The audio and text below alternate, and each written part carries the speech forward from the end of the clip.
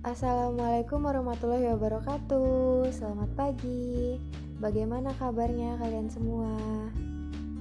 Kembali lagi bersama Ibu di mata pelajaran geografi. Nah, minggu lalu kita sudah membahas tentang persebaran flora dan fauna di Indonesia dan pemanfaatan keanekaragaman hayati di Indonesia. Untuk pertemuan minggu ini kita akan membahas tentang konservasi flora dan fauna dan sumber daya alam. Nah, yang pertama kita akan membahas tentang konservasi flora dan fauna. Nah, apa itu konservasi? Konservasi adalah sebuah usaha pelestarian flora dan fauna dengan tujuan agar tetap terjaga populasinya dan bisa tetap ada hingga nanti. Konservasi ditujukan untuk menjaga berlangsungnya proses ekologis yang sangat penting dalam sistem penyangga kehidupan, menjaga keawetan keanekaragaman genetik, dan menjamin kelestarian pemanfaatan jenis dan ekosistem. Konservasi terbagi menjadi beberapa bentuk.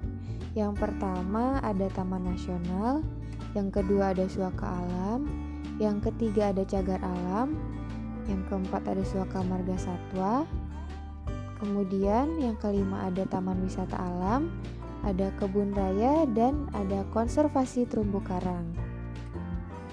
Kita akan membahas tentang Taman Nasional terlebih dahulu.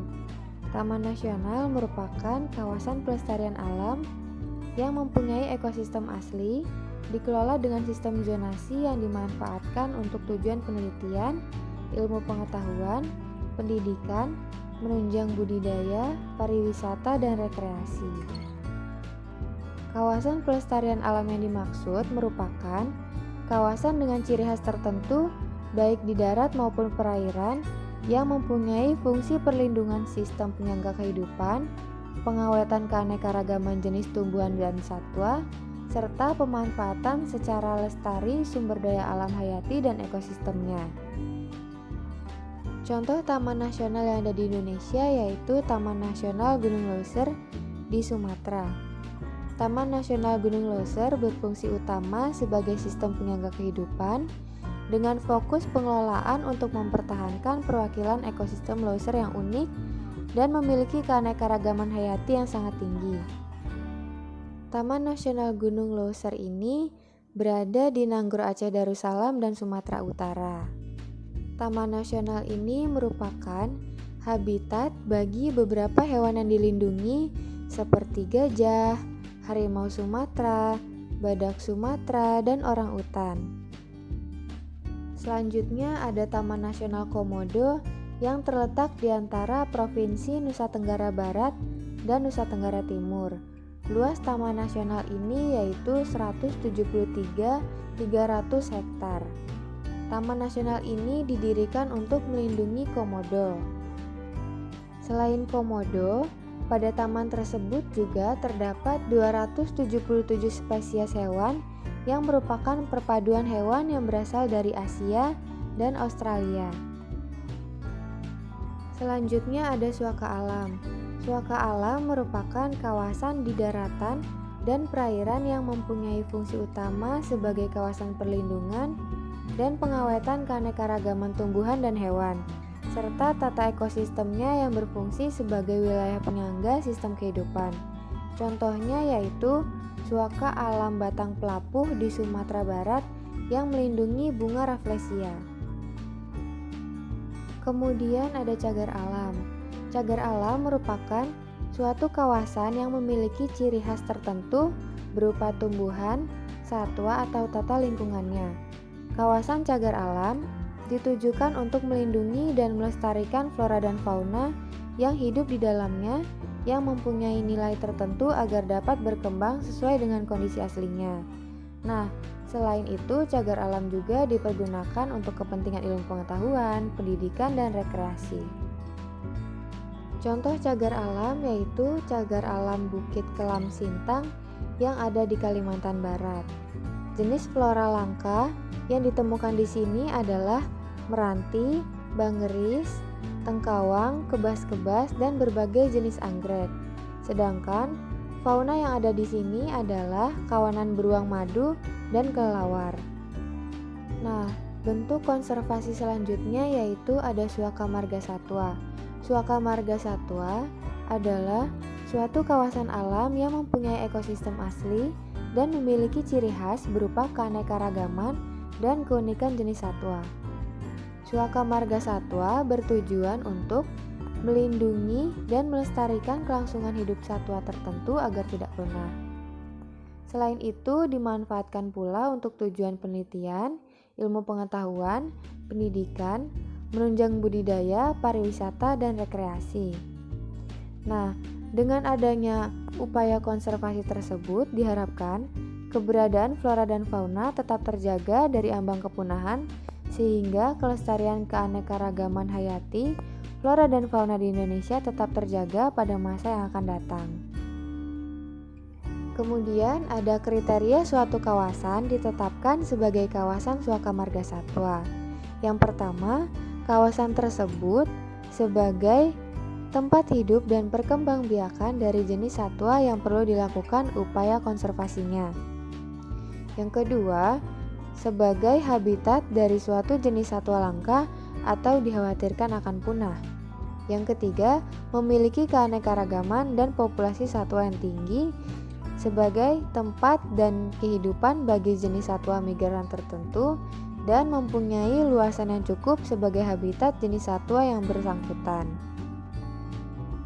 Nah, contoh suaka marga satwa yaitu ada suaka marga satwa Lorelindu yang berada di Sulawesi Tengah yang melindungi hewan berupa anoa, rusa, dan babi rusa.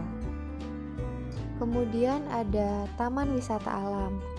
Taman wisata alam merupakan kawasan pelestarian alam yang dimanfaatkan untuk pariwisata dan rekreasi alam. Nah, wisata alam tersebut merupakan bentuk kegiatan rekreasi dan pariwisata yang memanfaatkan sumber daya alam baik dalam keadaan alami maupun setelah ada usaha budidaya, sehingga wisatawan memperoleh kesegaran jasmani dan rohani serta mendapatkan pengalaman, pengetahuan, maupun menumbuhkan inspirasi dan cinta terhadap alam. Nah, jenis-jenis taman wisata antara lain yaitu seperti taman wisata alam berupa ekowisata, ada taman wisata religius berupa ziarah, ada taman wisata budaya seperti Candi Borobudur dan Prambanan, kemudian ada taman wisata buatan seperti Disneyland. Bentuk konservasi selanjutnya yaitu kebun raya. Kebun raya merupakan suatu area kebun yang ditanami berbagai jenis tumbuhan yang ditujukan untuk keperluan penelitian dan konservasi. Selain untuk penelitian, kebun raya juga seringkali digunakan sebagai sarana wisata dan pendidikan bagi pengunjung. Indonesia mempunyai 5 kebun raya yang berada di bawah pengelolaan Lembaga Ilmu Pengetahuan Indonesia atau LIPI. Kelima kebun raya tersebut adalah Kebun Raya Bogor, Kebun Raya Purwodadi, Kebun Raya Cibodas, Kebun Raya Bali, dan Kebun Raya Baturaden. Selanjutnya ada konservasi terumbu karang. Terumbu karang merupakan rumah bagi ribuan hewan dan tumbuhan yang memiliki nilai ekonomi tinggi. Namun dalam 10 tahun terakhir, kondisi terumbu karang di Indonesia mengalami penurunan yang dikarenakan oleh penangkapan ikan dan terumbu karang secara berlebihan, penggunaan racun dan bahan peledak, dan pencemaran daerah pesisir. Nah, upaya dalam konservasi terumbu karang yaitu dengan program yang dijalankan oleh pemerintah yaitu rehabilitasi dan pengelolaan terumbu karang. Nah, setelah selesai membahas tentang konservasi flora dan fauna di Indonesia, kita akan membahas materi tentang sumber daya alam. Nah, sumber daya alam merupakan segala sesuatu yang keberadaannya di muka bumi secara alami yang dapat digunakan untuk pemenuhan kebutuhan manusia. Sumber daya alam dapat berupa komponen biotik seperti hewan, tumbuhan, mikroorganisme, dan komponen abiotik seperti minyak bumi, batu bara, air, dan angin. Dengan demikian, sumber daya alam merupakan kekayaan alam baik berupa benda mati maupun makhluk hidup yang terdapat di bumi dan dapat digunakan untuk memenuhi kebutuhan hidup manusia. Penggolongan sumber daya alam dibagi menjadi 3, yaitu yang pertama berdasarkan sifatnya, yang kedua berdasarkan wujudnya, dan yang ketiga berdasarkan pembentuknya. Nah, yang pertama yaitu sumber daya alam berdasarkan sifatnya. Sumber daya alam berdasarkan sifatnya terbagi menjadi 2, yaitu sumber daya alam yang dapat diperbaharui dan sumber daya alam yang tidak dapat diperbaharui. Sumber daya alam yang dapat diperbaharui adalah sumber daya alam yang dapat diadakan kembali atau diganti dengan yang baru setelah digunakan sehingga tidak akan habis.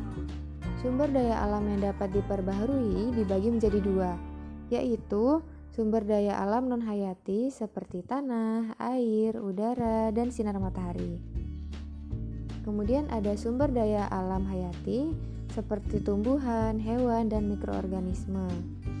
Nah, selanjutnya ada sumber daya alam yang tidak dapat diperbaharui, yaitu sumber daya alam yang tidak dapat diadakan kembali setelah digunakan. Contohnya seperti barang tambang, yaitu minyak bumi, batu bara, dan gas alam. Klasifikasi sumber daya alam yang kedua yaitu berdasarkan wujudnya. Sumber daya alam berdasarkan wujudnya dibagi menjadi sumber daya alam berupa benda yang terdiri dari benda padat, cair, dan gas, dan sumber daya alam bukan benda yang terdiri dari keindahan alam dan tenaga surya. Contohnya seperti penggunaan sumber daya alam bukan benda menggunakan tenaga surya untuk mengeringkan kerupuk. Nah, klasifikasi sumber daya alam berikutnya yaitu berdasarkan pembentuknya. Sumber daya alam berdasarkan pembentuknya dibagi menjadi sumber daya alam abiotik dan biotik. Yang pertama ada sumber daya alam biotik, adalah sumber daya alam yang terbentuk dari kehidupan atau sisa kehidupan. Contohnya seperti minyak bumi dan batu bara. Yang kedua ada sumber daya alam abiotik, yaitu sumber daya alam yang terbentuk bukan dari kehidupan, seperti tembaga, biji besi, emas, dan perak. Nah, sekian materi yang dapat Ibu sampaikan. Kesimpulannya yaitu keanekaragaman flora dan fauna yang ada di Indonesia dilestarikan dengan cara konservasi dalam bentuk seperti taman nasional, cagar alam, suaka marga satwa, dan taman wisata alam. Kemudian, sumber daya alam digolongkan menjadi 3 kategori, yaitu berdasarkan sifatnya, wujudnya, dan pembentuknya. Setelah mempelajari materi tadi, selanjutnya ada tugas ya. Tugasnya yaitu buat tabel persebaran konservasi flora dan fauna yang ada di Indonesia berdasarkan provinsinya, minimal 10 provinsi, dengan format yang tertera. Kemudian jelaskan faktor yang mempengaruhi melimpahnya sumber daya alam di Indonesia. Nah, waktu pengumpulannya sampai tanggal 19 Oktober 2021 jam 9 malam.